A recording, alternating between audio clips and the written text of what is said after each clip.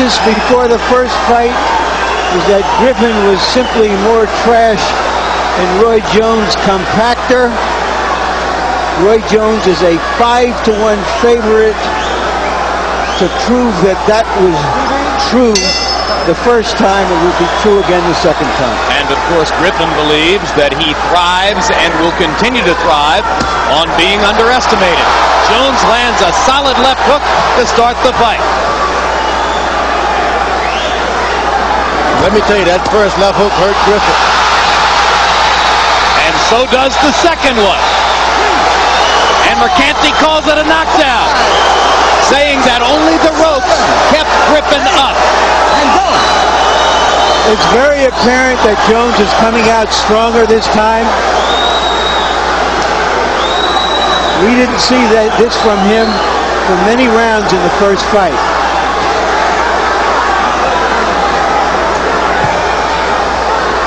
So now Griffin, hoping in the back of his mind that Jones, by being so aggressive, will create opportunities for him. Montell's a classic counterpunch. Jones is looking for a first-round knockout. He's not trying to set anything up with the jab, just firing power punches. Very important that Roy Jones keeps his right hand up as he throws those left hooks, because he's wide open for a counter hook. That's what Griffin is looking for, although he hasn't really fired in return yet. That's the first one he stopped. Let's go. Roy has had a reputation of not taking chances, not wanting to get hit. He is taking chances, sticking his chin out there now. The one thing about Roy Jones, you don't land those big shots early in the first round. Go back to the body to make sure that this guy is not able to get his second win on you later on. Griffin shying away from the left hook feint there. Obviously, and for good reason, extremely cautious now about Roy Jones's left hook leads. Jones lands another left hook there. Griffin starts to look for counter opportunities, but still very much on the defensive with 50 seconds to go in round number one. Huge round for Roy Jones so far. Well, Roy Jones is playing the feinting game, and Griffin is benefiting by it. Oh, with a left hook. What a left hook. Second knockdown of the round. That was a leaping left hook, and Griffin may not survive it. He's got trouble. 9. And that's that. Jones gets his vindication via a first-round knockout. And it was a left uppercut. Unbelievably quick left-hand shots. A barrage of them in round one by Jones. And he finishes off Griffin with a half hook, half uppercut, a la Oscar De La Hoya that landed on the button. You know the good thing about Roy Jones, you talk about the lack of a left jab. He sees his targets, he doesn't need a jab. He's quick enough to go there without even taking a jab. I never thought I would ever hear you say of a fighter that he doesn't need a jab. When you've got that kind of quickness, hey, look, as long as you got the quickness, you don't need to throw anything beforehand. He doesn't need a jab. I'll never say it again either.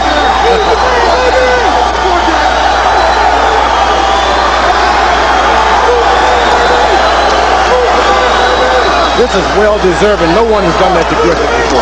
This is several months of anger and frustration being vented all at once in public by Roy Jones. He couldn't have written for himself a more satisfying fight script than this one. Well, this is what a champion does.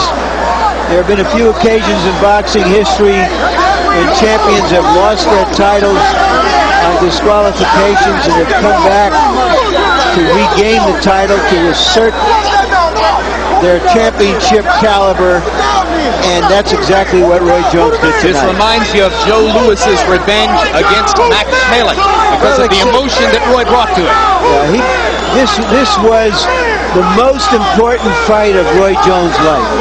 In his mind now, this will wipe out what happened last March. And I think in the minds of most boxing fans as well. I agree. I can't remember the last fight.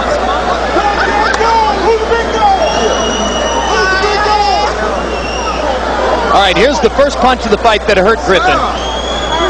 That was the very first left in the fight. hear the first knockdown. Right on the button. It's about not recovering. And he put the left glove down on the canvas, so Mercanti didn't need to use the rule regarding the ropes. He had a knockdown on the basis of the fact that Griffin puts this left glove right on the canvas, right there. Wise decision by Arthur Mercanti. And a good call. Not many referees would have had that kind of courage, you know. But he properly spotted that Griffin put his glove on the canvas.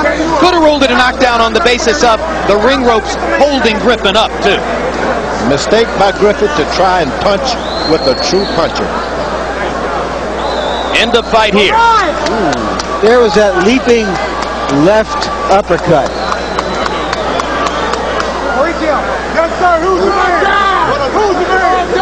Another look at the punch that finished it. He landed that flush, and you saw Montell trying desperately to get up, but he just couldn't get his legs underneath. Oh no, that hook, the uppercut bent his neck backwards, down the spine. You don't want to get up from those shots. Come back another day.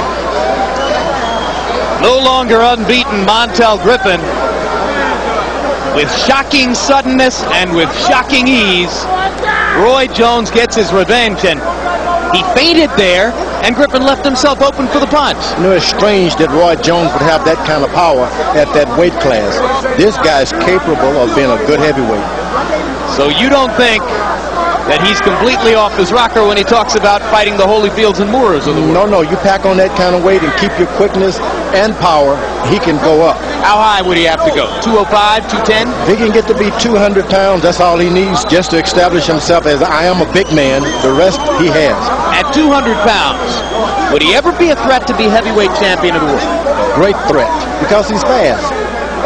When you've got speed, the other things, they just come to you. And so you think the punching power would go up with him as well? No doubt about it, because you get the right conditioner, you get you in a proper shape, you get the proper sparring, he can do it. I was shocked that he could do that to this guy who's fought guys 180 and 185 pounds throughout his career, Griffin has. What about trying to take punches from punchers like Moore and Holyfield? I'd like to see one of those guys try and hit Roy Jones. I don't think it can happen. Now you see me, now you don't. Might not be able to find him. All right, let's go to ring announcer Michael Buffer for the particular. Ladies and gentlemen, referee Arthur Mercanti calls a halt to the bout at 2 minutes and 31 seconds of round number 1 following knockdown number 2. The winner, now a 4-time world champion, and once again the WBC heavyweight champion of the world, Roy Jones.